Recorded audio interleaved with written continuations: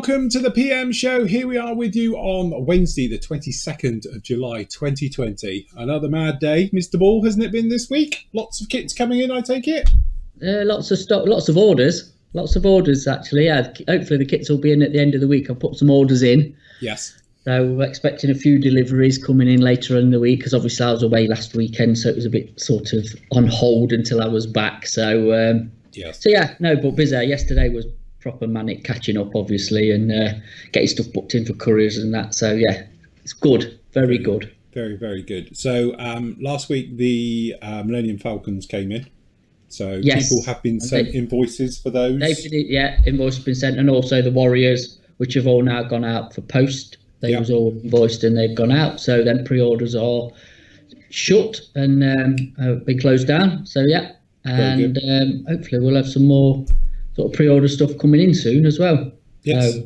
As in the Edard Spitfire, we're hoping should be released soon. So this is the Mark 1. Yes, it is, which we were just discussing before. It's got fantastic box art. Yeah, we were saying we think it's probably got the best box art we've seen, because it's proper classic. We were saying it'd make a fantastic picture. It's one of those where, you know, Edard, I don't know if it will have that type of thing into it, but sometimes they give a little picture, don't they, or memento inside. If they don't do it for it, they've missed the boat, because that's actually a really, really nice one. So, you know, with the crew on the ground and everything else. So, yes. But the power of editing, they'll probably see that now. Yes. Yeah. Slip it in as there. You might guess, we're doing these as recorded shows. It worked really well last week because, one, we don't flap around and waffle. Secondly, as you said, we get a lot of orders coming in, so it's stop and start doing the show during the day, stuff like that. And also it gives us a bit of time to get pictures up. So yes, that's the plan with that one. So we're going to do these more of a recorded show, and then obviously you can join in with the conversation down below, various things like that, as always, if you want to. So, okay, what's big news this week? So obviously, as we can see on the new arrivals section, we've had the Bandai B-Wing and the Star Destroyer and Death Star, or part of a Death Star, come in, which is the, what scale is it? 1/4,500? 1 to 14,500 scale. It's tiny. It is ickle. To be honest, I don't actually know how big that'll be. I haven't got that kit, so it'd be like a cheese wedge with a puffball. I don't know what scale that could possibly, you know, as you say. It's one of those which is mind-boggling. I'm sure the detail is absolutely beautiful with it and all the rest of it. It's just that scale, you're thinking, really, you know, that is very small. But you know, it's nice to be able to work on those types of models, especially if you haven't got the room. So yeah, because I'm trying to think what scale mine is. My Star Destroyer, mine's almost 3 foot long, and I know it's got lots of noughts on it. So yes, I think definitely that's the thing. How big actually, you know, the scale of them, you know. Probably bigger than you, mind you. The box isn't that big, to be honest, but suppose you get both in there. It's a bit interesting. And then obviously the B-Wing. The B-Wing, which has probably been one of the most sought after kits for a long time. That B-Wing, purely because wasn't AMT did it back in the day? I've got a feeling, or someone did, and it wasn't brilliant. And those went for stupid money on the internet. Yeah. So I know a lot of people were hoping for a 48 scale B-Wing, but the B-Wing isn't small.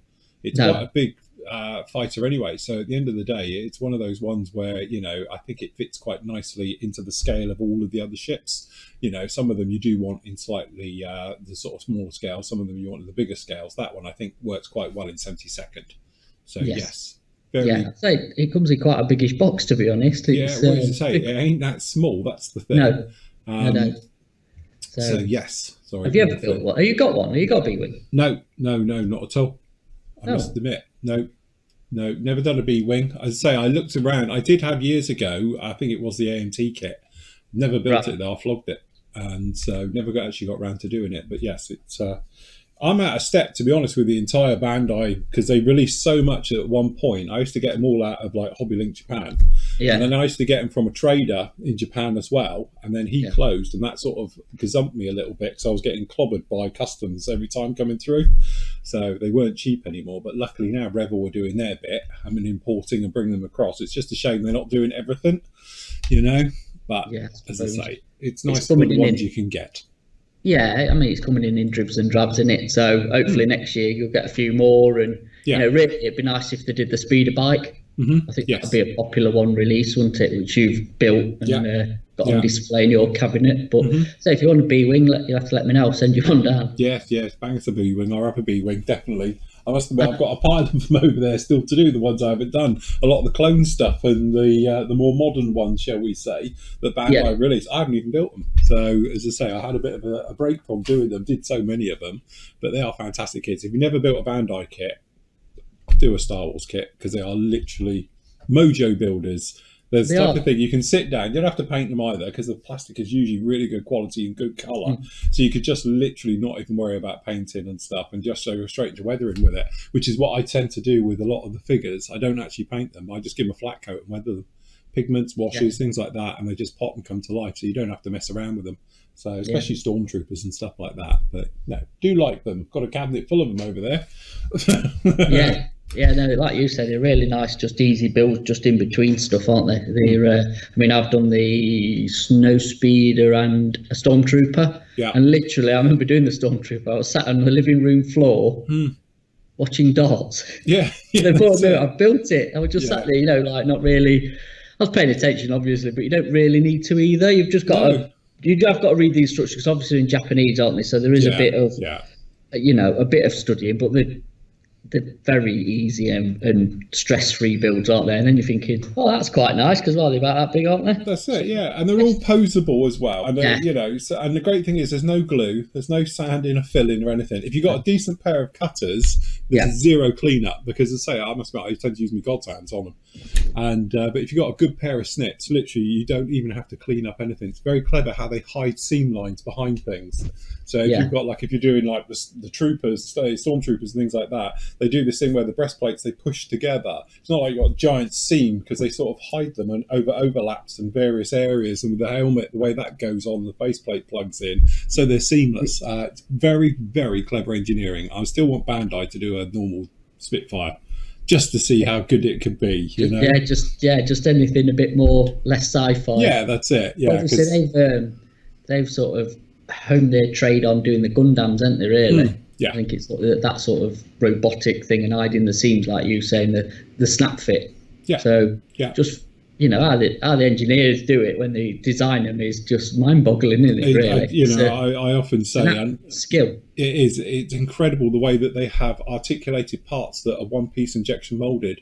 Like famously, I did that Gundam figure with a hand, and it comes on a sprue like that, and then you click it off, and then it moves. It's all workable. How do they even injection mold it so it's workable? But the hand is actually fully posable, and it's all the indexes work, and and you can pose it. Yet it's one piece off of a sprue. You'd think it'd be multi-piece and you put it together, but you don't, and it's really surreal of how that can actually work and how it happens. But somehow they've mastered it. So give them kudos. They're very, very clever at it. I say it's when obviously you get sprues as well, like 3 different colours on it. Yeah, multicoloured sprue. So you get clear parts on a normal sprue, and you're like, how does that must be so complicated from an injection molding and manufacturing point of view to do that. But they're always like super clean, aren't they? There's never flash or there's not a lot of burring on them either, is there? They really are. Top of the game, really. So I remember we spoke to Pramjit when he was on from Airfix. He's one of their designers, and I've said to him before about it, like, how do they do it? And like he said, it's unbelievable they can do it for the price, because it is so complicated what they do, and do multicolored injection molding on the same sprue is incredibly expensive. And so from their point of view, they wouldn't even entertain the idea of doing it, because it would just make the kit price themselves out of the market. But somehow Bandai managed to do it, so kudos to them. I think they're definitely at the top of the tree for it. A lot of manufacturers can learn a lot from that side of things, but again, I think a lot of manufacturers are probably put off because of the pricing, the tooling, the engineering, and multi-color injection molding in one machine. That's got to be not cheap. So thing is, Bandai do everything in the house, don't they? Yeah. So they do their own injection molding and tooling, and everything is done in house, which is obviously probably the cost down, because obviously not shipping it out to somebody else to do it for them. That's it. But even so, it's just the other one they do is always clever as well. You'll get like a sprue, and not only is it in different colours and different sections, but also you get like the vinyl. is on the sprue as well, and it's like, how is that? Mind blowing. Very, very clever. So there you go. If you've never done a Bandai kit before, honestly, just have a go at it. If you're losing your mojo with the hobby through sanding and filling and all those things that drive you mad, honestly, grab a Bandai kit, get yourself a good pair of snips, and enjoy it, because you'll see the light. It's literally like hallelujah moment. It's literally a bit of an epiphany, because suddenly you think, cracky, that's come together really nicely, and it's almost like Lego. I often say Lego, Bandai, Tamiya, you've got that sort of tree of it going across, because, as I say, it's very simple as long as you follow the instructions. And again, like Matt's saying, the instructions, if you've never done a Bandai kit before, I know a lot of people are like, what does this symbol mean and that? Google it, and then you understand. Some of them means, like, you get these funny ones and it looks like a couple of lines, and it's like, it means it's got to click. And it's important, because if it doesn't click when it goes in, it means the next bit won't fit and you end up with a gap. So it's telling you, push it till it clicks. And it's little things like that, and people don't realise that's what it is. Like, no, it'll be fine. It's a one-way system. Once it's clicked, it ain't going to unclick. But, once it's in, it'll be really, really nice. I say the thing is, as well, is to follow their instructions to the letter. Yeah, they know what they're doing. Start at number 1 and then jump to number 5, because you're just going to get yourself in a right mess. So, but again, it's, even if you're not into Star Wars, they do other stuff as well. So it's they're nicely done sort of kits and manufactured in, aren't they? So also is obviously the main Warrior. Now, we've done the pre-orders there out. We've got some extras, so I've put them up in store. Yeah. To be honest, I've had a sneaky peek and it does look nice. Yes. Not cheap.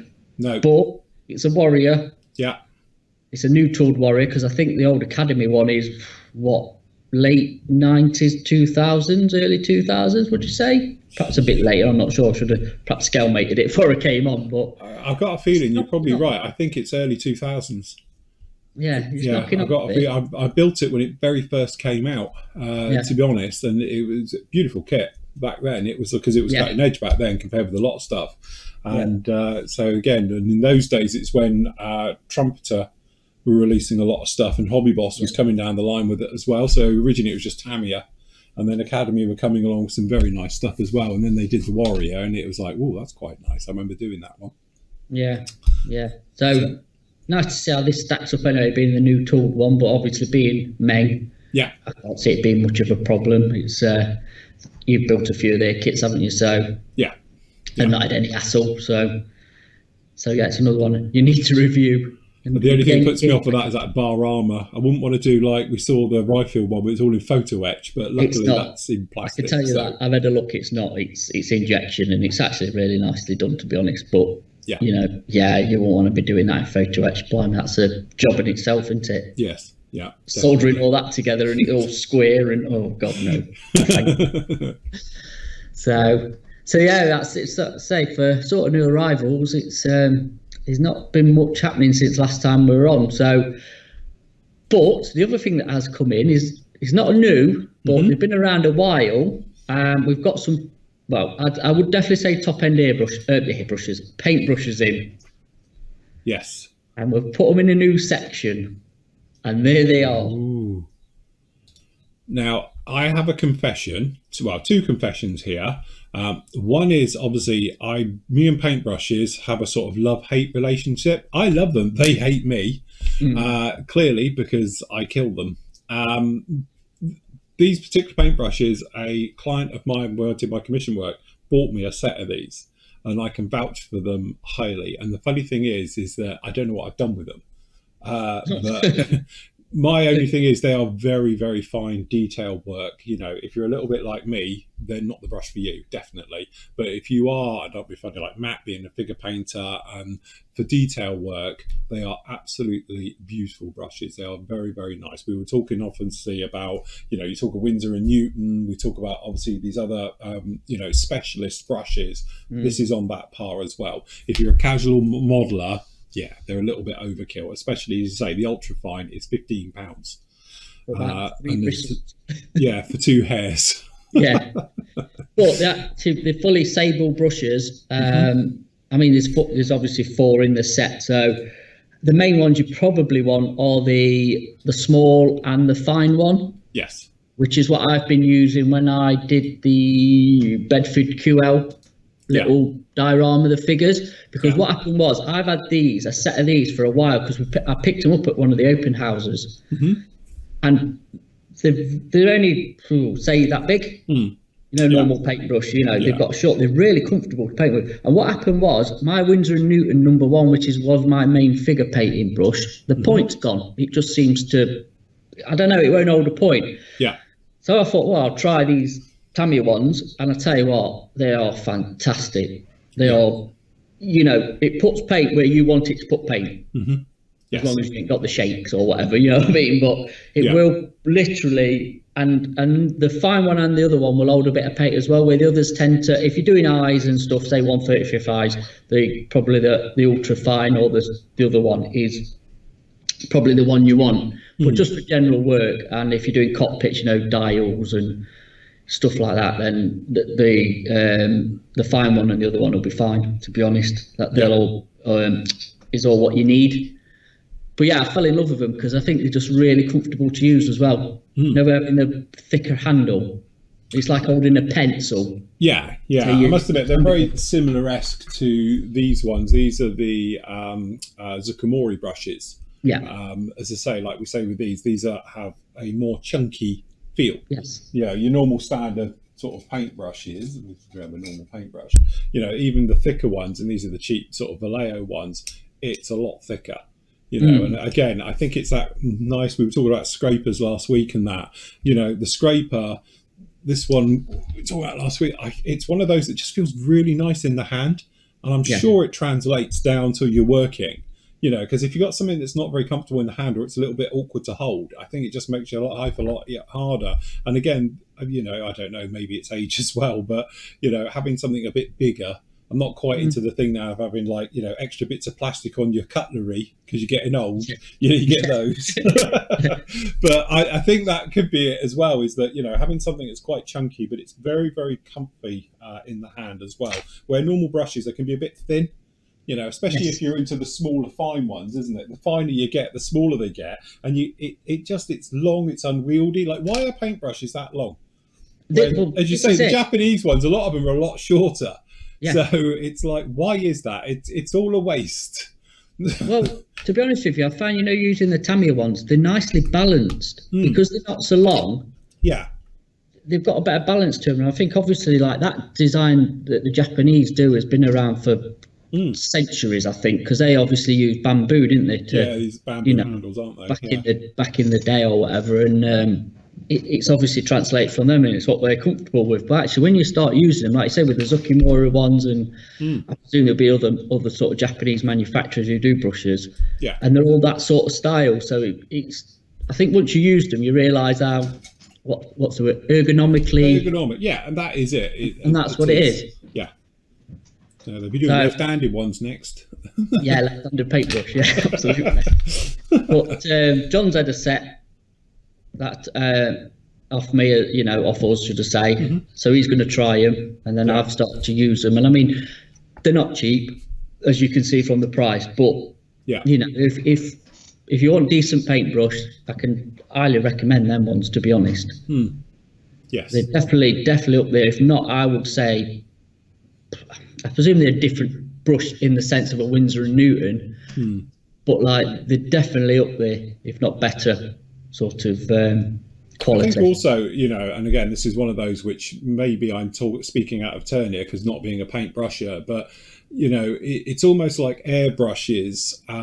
These are modeling based rather than artist based. Yes. So some of the mediums we use, like obviously artists use a lot of oils and things like that, and paintbrushes I think are designed to be holding that amount. If you're dealing with acrylics, as we know, if you have a very fine brush, acrylics, it's like you touch it and it's trying to get it to go isn't that easy. So you need certain amount of bristles to be able to hold the paint and to to give you nice strokes. And again, I think that's where sometimes it's better to buy a specialist brush like the Tamiya brushes, because they are designed for that type of paint and for that type of use, instead of an artist brush, which is maybe designed, as I say, for artist materials and artist environments, like flat areas. They're not really designed for dry brushing and going around curves and stuff like that. So the way that they hold the paint might be slightly different as well.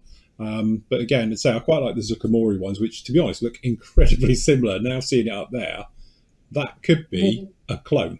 It Or could they're be, out because obviously these have just got wooden handles where they're white. But looking at the plastic parts on the end and the way that the bristles are sitting, that looks very much like the fine one. Because this one they call the 01.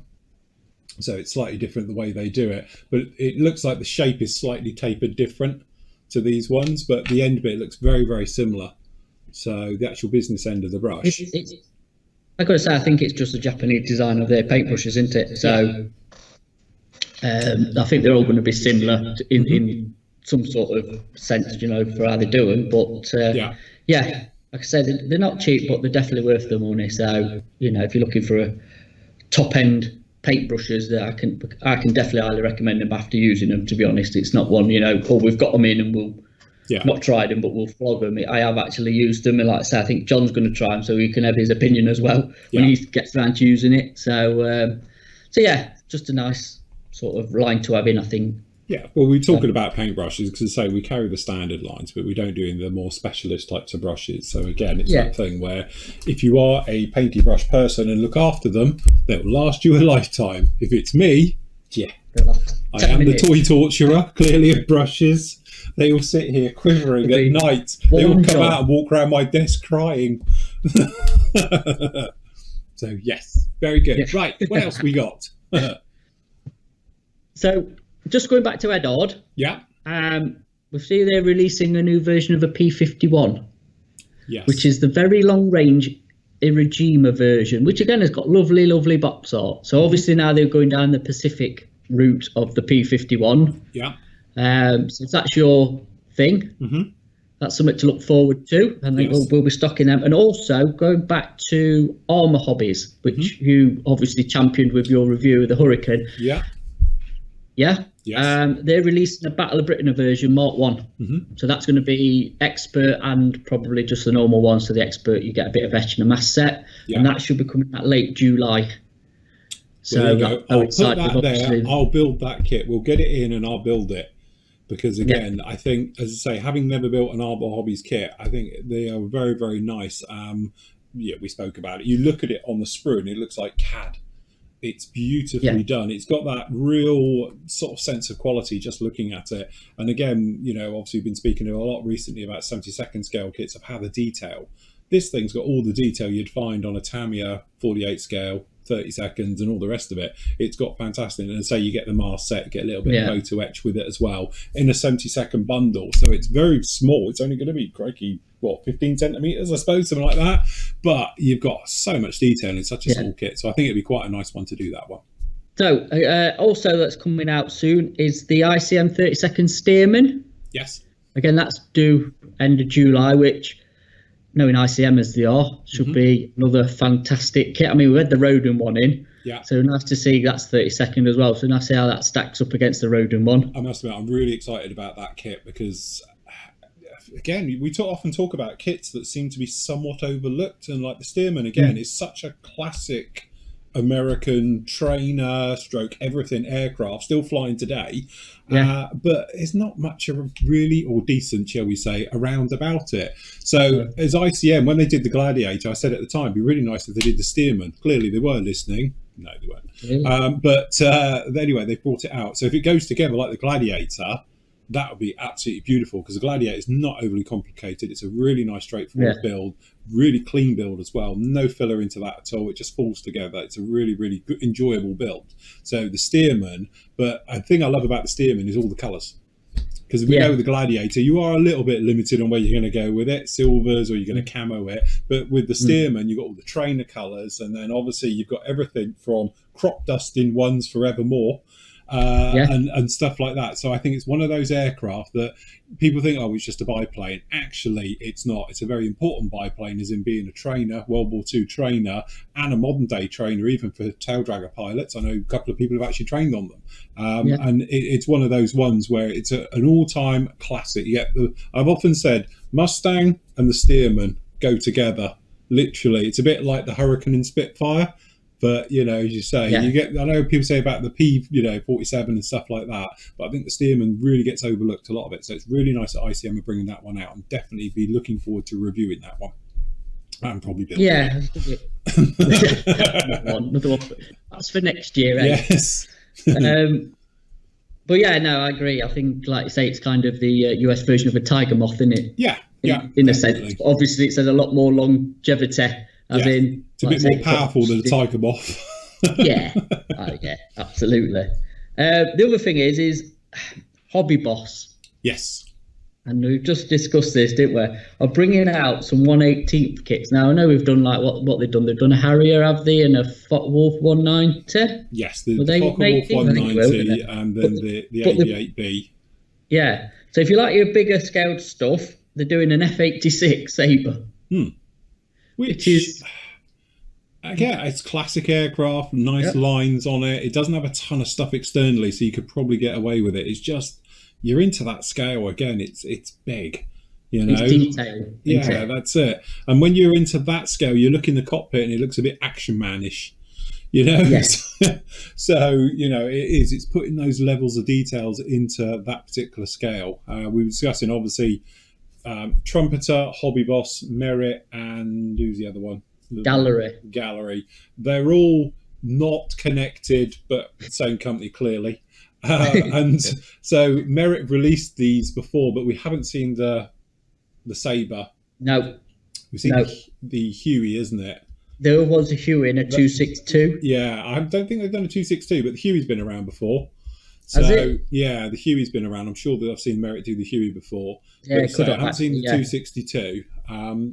But it looks like, as I say, they're coming out mainstream through Hobby Boss, as did the 190 a couple of years ago, wasn't it?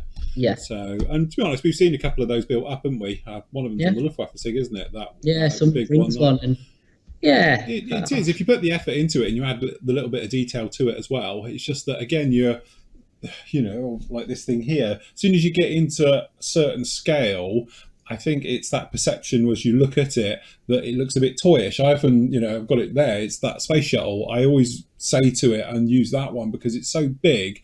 It looks like a giant kid's toy. You'd see kids or yourself flying around and stuff because it is of that scale. And I think it's very difficult for your eye to accept detail because it needs to have such a level of detail to draw you into it, as we often talk about making your eye move around the model to give it scale effect. And when you start getting into those scales, they are very, very big. And don't get me wrong, because I'm sure you'll get people do amazing stuff with, especially with a Sabre. I'm thinking Molotov chrome pen. Do the entire thing. It look very impressive in that.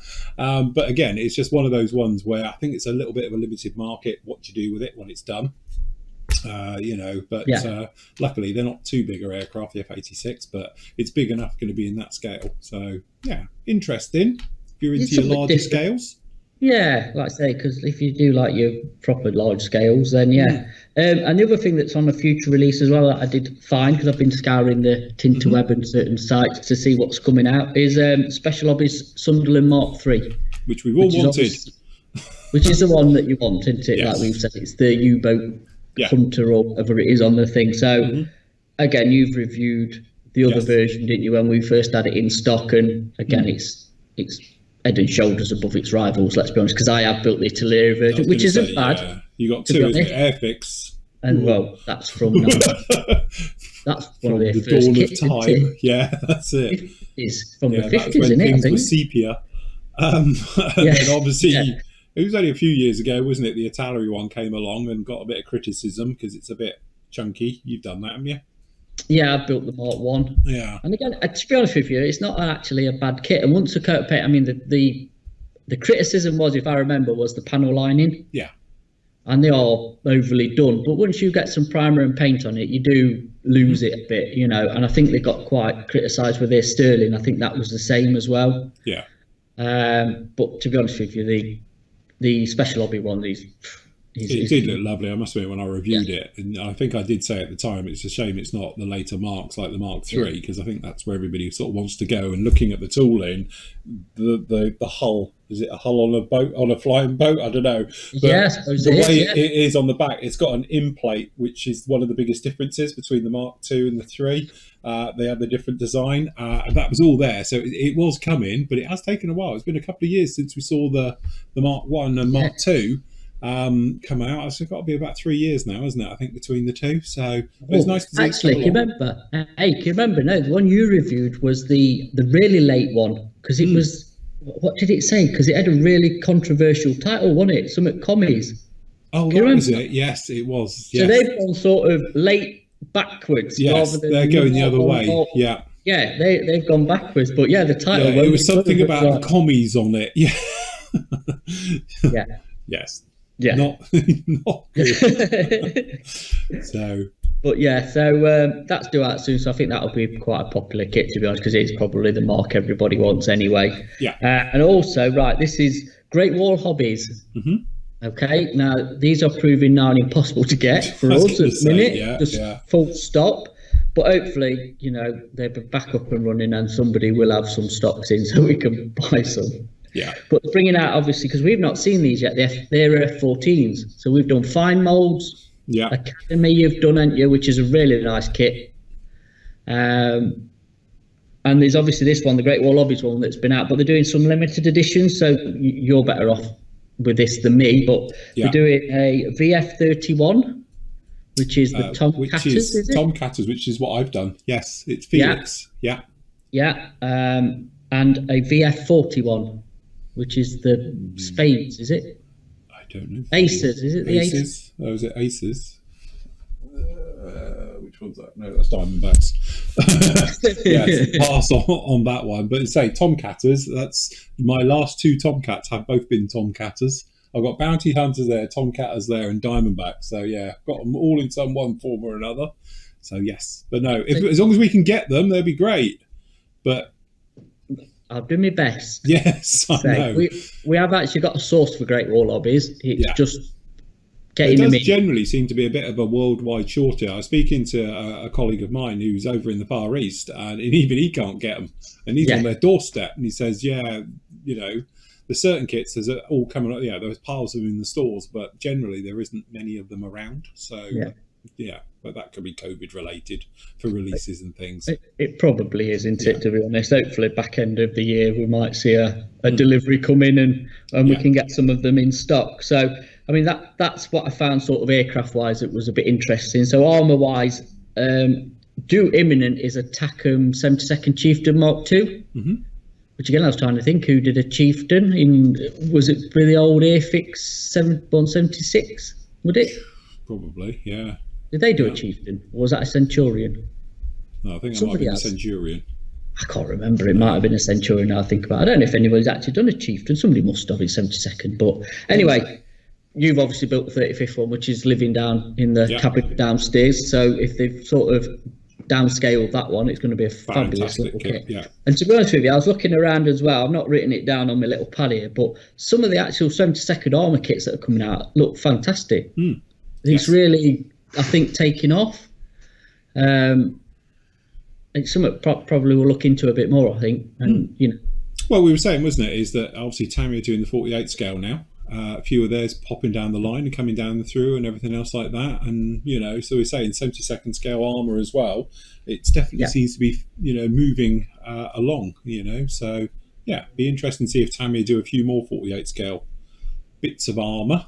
Yeah, so it's sort of championing that scale because it's not a common scale. So, no, but it works well with the aircraft. It does. As you say, add something. Yeah. And like I was saying last week, with the refuel, the Bedford refueler, which is a true 172nd refueler to go with you instead of 176 scale like the old Airfix one. Yeah. And a few of the I think it's Ace models do a few British subjects. They did the refuel, the red one. I can't think what it is. An Elvis, was it an Elvis? I'll have to do a bit of research. But again, they're coming through anyway. Like I say, that you can sort of put to your aircraft or whatever you want to do. So, so that'll be an interesting piece. Also from Hobby Boss, hopefully again we'll see it this year. Is the Jackal and the Coyote in 35th? Yeah, well, that'd be nice kits. Yeah. Was Airfix did the 48th Coyote? Was it or Jackal? Jackal, wasn't it? Yeah.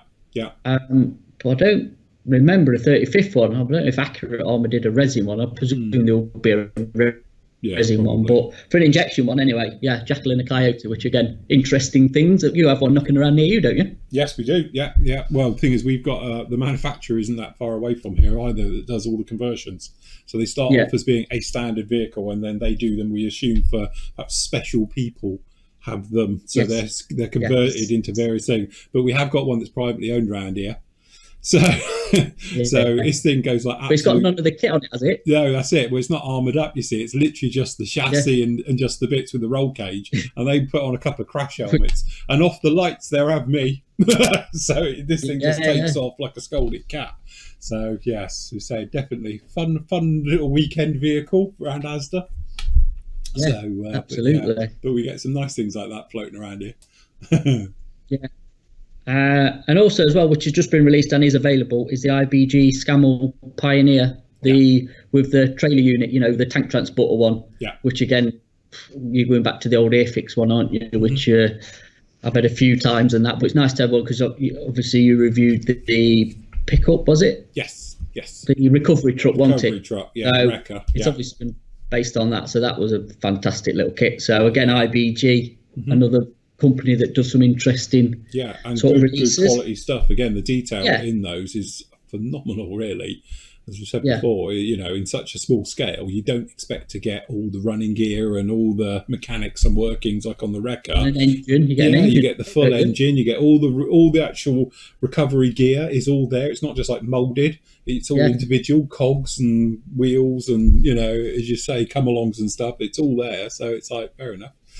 So yeah, good. Well, that's what I was kind of saying about the 72nd Armour stuff. Now it's not simplified like it used to be. You go in like where the 72nd aircraft are going. The detail in the 72nd aircraft is, like you said, a few years ago would have been 48th or even 32nd. But now, because of tooling and manufacturing and everything, and it's all knocking down even to 72nd Armour. Yeah. So it's good. It's happy days. Also, right then, we'll move on to the car section or the vehicle section. So I got told this week the Metro 604 will be with us, hopefully, he says, by the back end of this week. Cool. So they are released, so they should be on the way. So that's the bell kits. So we had a couple of have still got a couple of pre-orders for those as well running at the moment. Or is that one just finished? Is that the one we pulled this morning? I think we've finished that now. Okay, so that's finished now. But obviously, if anyone who's got pre-orders on those, we'll be in touch with those next week. Yep. And again, as soon as they're in, I'll get them down to you in your little kit package so you can have a look. But that should be, I mean, if it's anything like the Manta and the Escorts and the Polos and the other things that they do, it'll be a lovely kit. And again, I don't think they've ever been a kit of a 6R4. I can't. No, we were discussing that. One in my back catalogue of a brain. So something a bit different. Again, very different. But coming from Lotus, they're doing a couple of re-releases of the Lotus 7 and the Lotus Europa, which are due out again, I presume, back end of this year. Now, the Lotus 7 comes with some etch. Yeah. So you got an etch set with that one. And the Europa comes with an etch set, a set of new wheels, a new rear wing, and a set of seat belts. And I don't think we've seen the Europa for a long time. And I've got to say, I have a soft spot for Lotus Europas. I think they're a odd-looking, but really pretty-looking car. Yeah. So that'll be a bit interesting. And also, AMT doing a 007 Diamonds Are Forever Mach 1 Mustang. Yes. And it is on two wheels. On two wheels, going down an alleyway. Yeah, that's it. Sideways down an alleyway. That's an interesting release. Again, it's one of those you don't expect, but obviously because it's the classic Bond as well versus modern and stuff like that. So interesting find on that one. Again, quite nice to get some of the old classics.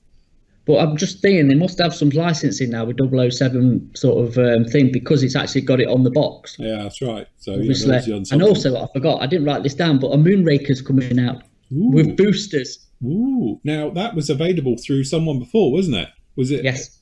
Airfix, did they do a version of it? Airfix did one. Oh, God, yeah, that was back when it was released. Probably 79, 80. Yeah. I'm pretty sure Airfix did it. But, yes. I'm actually not sure whose kit it is. I presume it's not Airfix's, but I Christ, I tell you hope what, no, because Academy's done a shuttle as well, haven't they? Yeah, they did. Yes. And I honestly think a Japanese company's done a Moonraker, and I got like Ashima or somebody. They might have done one. See, Ashima has got form for doing Bond stuff, didn't they? Because they've done quite a few bits Yeah. of Bond stuff over the years. Yeah. Or Fujime or something, because obviously Yeah, one of Fujime's them. doing the Lotus, because a few guys are building the Lotus Esprit, Submarine aren't one. they? Yeah. The submarine the one. Yeah.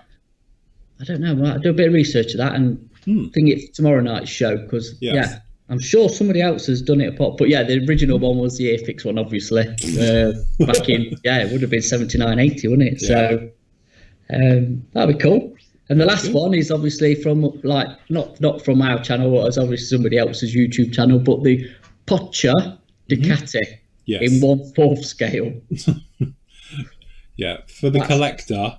It's definitely for a collector, but if you like your museum pieces, then yeah, definitely. I mean, I've seen, I've never built one and I've never owned a Pocha kit, but they are a work of art, to be honest. As a kit, you pay for them. Don't get me wrong, they're not cheap, but they're well worth it, I think, if you're into that sort of thing. And it'd be impressive, wouldn't it? Oh yeah, it'd be incredibly impressive. It's one of those things we often, you often talk about museum builds. That is a proper museum quality kit. Yeah. You are paying, how much are they? Well, 600 quid. There you go. That's a lot of money for something on two wheels. It is.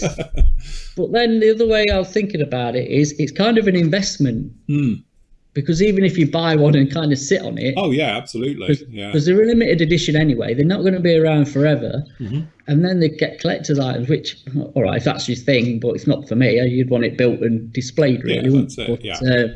But, that's what I'm saying. It's more probably, I would say those kits tend to be collector's kits, because the funny thing is, when I used to do like commission work, that's when I would get involved with those kits, because somebody's got one or paid a lot of money. Then obviously they're paid, a muppet like me to build it for them, because they don't want to tackle something with that because of the price. And then that's how they get built. It doesn't tend to be your normal modeler goes for those, and that's what it was. Because a normal modeler is usually a little bit more smart and sits on the kit, because he knows full well people will pay, i.e. these people, a fortune for them. And occasionally these things go on eBay and go for an absolute fortune, because where are you going to get one from?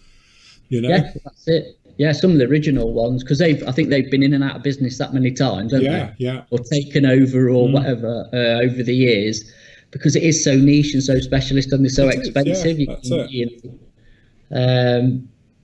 But if it's your thing, then fair play. Absolutely. Go for it, really. Yeah, no, they are lovely kits once they're done. As you say, it's proper museum stuff. The level of detail is off the chart. So, again, you never been tempted?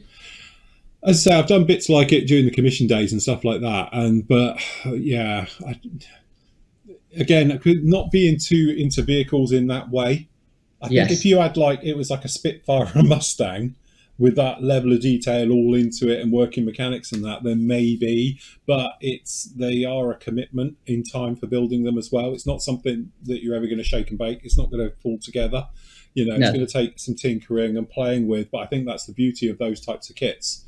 Is that they're not, don't get me wrong, they're not perfect kits. That's the thing as well. They do take a little bit of fitting and sorting out. There's usually a little bit of cleanup as well with various parts and stuff, but they do, go in there.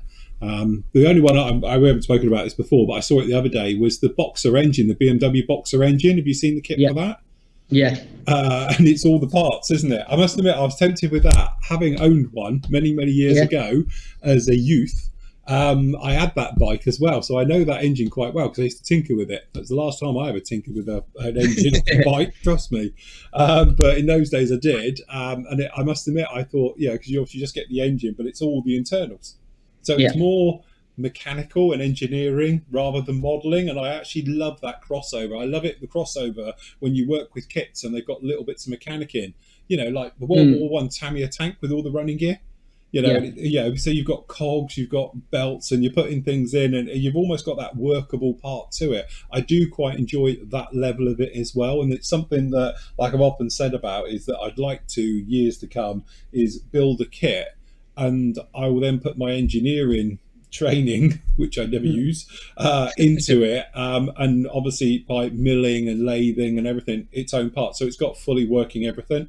So it's got working undercarriage. So you make it so it all works, and obviously with all the flap system, and if it's got little motors that run it and various things, I would love to do that. From our point of view, as what we do on the show at Flory Models, it's a bit of a no-no because you're looking at something that would take years.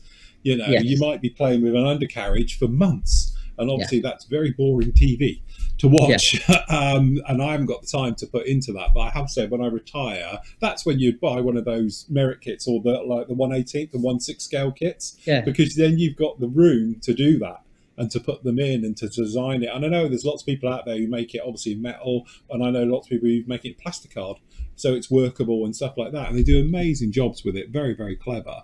But again, it's almost taking it to that next level. I know famously there's the modeler who makes scratch-built planes, and it's a Mustang, isn't it? And if he finished one, each one takes like 7 years or something. And he builds them, and then they're for sale. But literally, if you move the control in the cockpit, it moves it all. You know, you do the flap selector into it, and it's probably around about 1/18 scale, and it'll drop the flaps. And you know, you're doing the prop mix and the props moving on it as well. Yeah, the level of engineering to scratch build something like that. Again, I think that's more engineering than even modelling. You know, modelling, you know, is putting stuff together and doing details. The bit where you're designing parts so they're working is, and none of it's available on the shelf commercially. It's all, you know, being manufactured and right the way down to skinning it. You know, it does. I mean, because it does Telford, doesn't it? He's on large scale planes. For them at Telford, and it's different level stuff. That is, it's proper. It's like you say, it's engineering, isn't it? It's more engineering than it. I call it micro engineering. That's my name for it. I don't know what the official title is, but I call it micro engineering because you are literally shrinking the real thing to a level. And like we often say, and it's bad enough in modelling when you're down, especially into the smaller scales, is, you know, giving it that level of detail, but being practical at the same time, because we've all got magnifiers and stuff, but you can only go so small trying to make something and then put it in. But then you go to that smaller scale, you can't see it anyway. So you're like, why am I messing around? Because you need, I call it the pantomime effect, like with weathering, so you make it a little bit stronger so you can see it.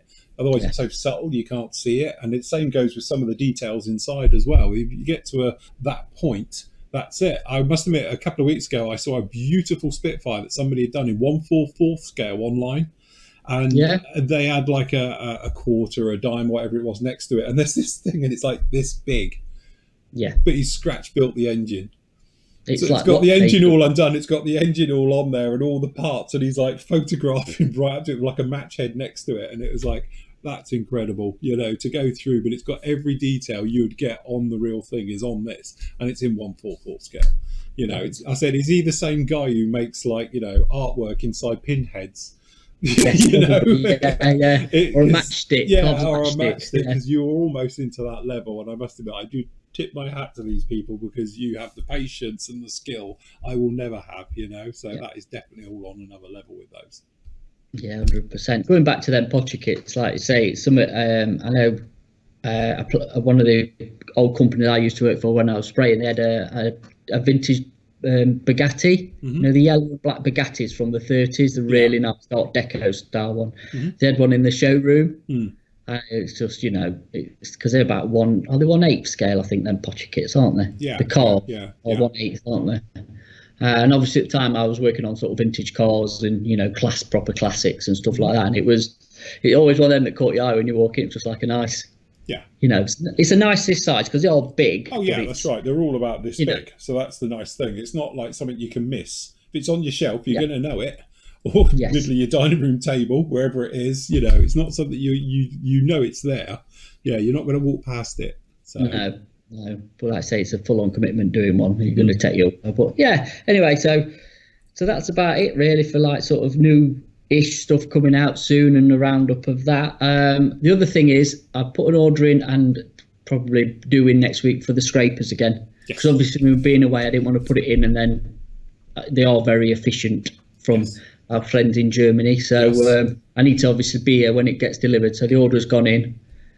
So that should be a few days. So be scrapers and a restock stuff. And also what's coming in is obviously the Sycamore and the Dragonfly. I thought we'll get a couple of them in to put on general sale, because obviously you reviewed that this week, didn't you? Yeah, so I did the review of this one. If you haven't seen it, I'll link it down below. And I have to say, it's a beautiful kit. Just on a side note, thank you for the guys who sent me information about.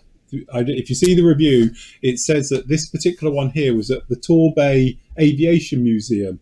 And I live in Torbay, if you haven't guessed. I've been here for 47 years now, and I didn't even know it existed. So I was like, what? There's a museum here, and I've never known. Apparently it closed in the early 80s.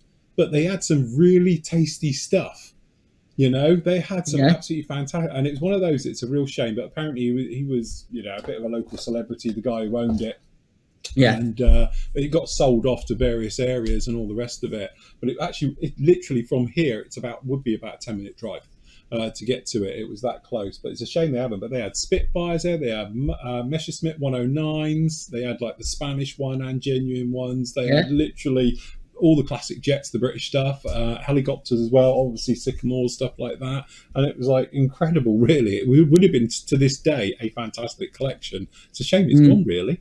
So, but thank you to everybody who sent, because I'm reading it and it says Torbay Aviation Museum. I'm like, what? I live here. There's no museum here. There's never been a museum here. But anyway, loads of you sent me details, including the jigsaw puzzle. Apparently did a jigsaw puzzle of it as well.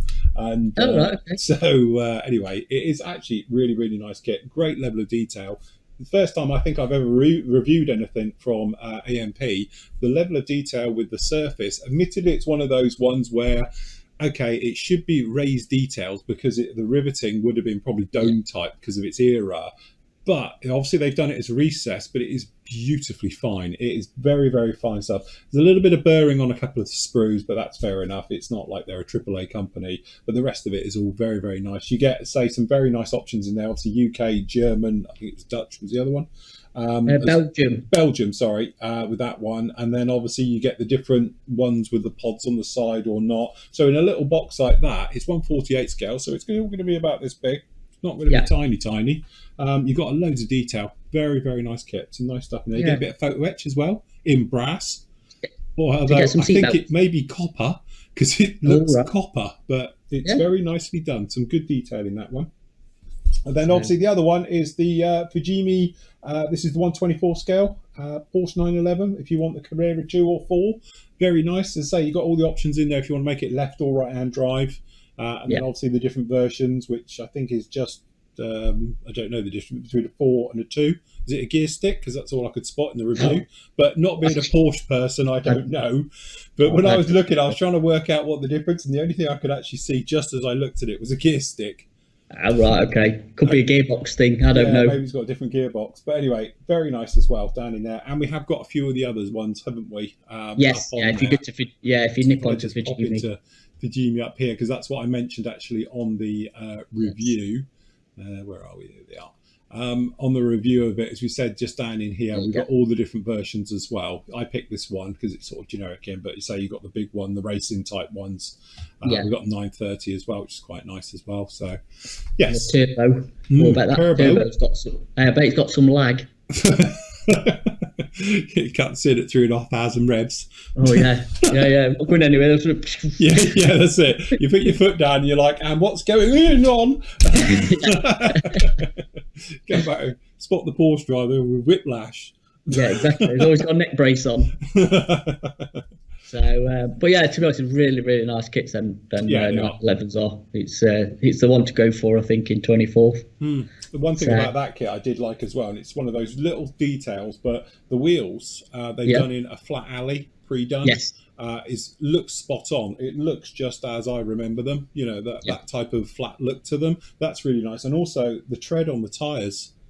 It's not like a generic. It looks like a real tyre. It's got all the pattern and the crisscrosses you get. It's not just that, you know, traditional sort of just a bit on there. It looks like a proper tread pattern. So great level of detail. The quality of the plastic right the way through is very, very nice as well. And even like weirdly, the under tray for it, loads of detail. Not that you're ever going to see that, but it's got full detail underneath it as well. So one of those nice kits, really. Unless it's flipped over in a ditch. Well, yeah, unless it is hanging upside down somewhere upside down on the back of a recovery Someone's truck. Lost it on a corner. It's in a ditch. Yeah, they took it out in the wet. It was mildly damp when they went out. Yes. But yeah, So, no, they are fab kits then. So yeah, nice to be able to actually get them as well in stock, like for Genie. So yeah, definitely. Yeah, some nice options on that one. To be honest, I've got a few more still to get out, which I will get done this week. And so I've been working on this thing a bit, but I will get these out before I go away. So we've still got the US Navy F-18. So we've still got to do that one, which I have opened the box just because I'm nosy and it's a Hornet. Being a Hornet whore, I had to have a look. And it looks absolutely gorgeous. The Valletta, which isn't a motorbike. If you say that, yeah, I've got a Valletta. What's CC? Yeah. That's definitely one of them. And obviously we've got the Range Rover as well. So I will get these 3 done before the weekend, before I go away. So they'll be up, making their way across the usual suspect areas and everything. So they're up, and as always, they are available on the site. You can grab them off the site if you want to grab those. But they both look, all the 3 of those look very, very nice. Anyway, so yes, very good. That's about it for today. That's about it for today. No show next week because I'm not here. He's on holiday, and he's having holiday. I'm on hollybobs, so I may be in Cornwall. So, well, I know I will be in Cornwall. So I'm off next week. So obviously we'll be back with you the following week after that on the Wednesday, as always. So if you've got any questions as well, feel free to post them up either in the Q&A area on the actual forum, or just send us a message via the contact me, either via PM Models or by Flory Models, and we'll try and answer your questions on the show as well. Yep. There we go. That's it. Sorted. Thank you very much for joining us then. We will see you all again very, very soon. Till later. Happy modelling. Take care. Bye. Bye. Is this where I ruffle my papers? Yes, rustle your papers. Yeah. Rustle my little pad. Not too much, the camera will shake. Yeah.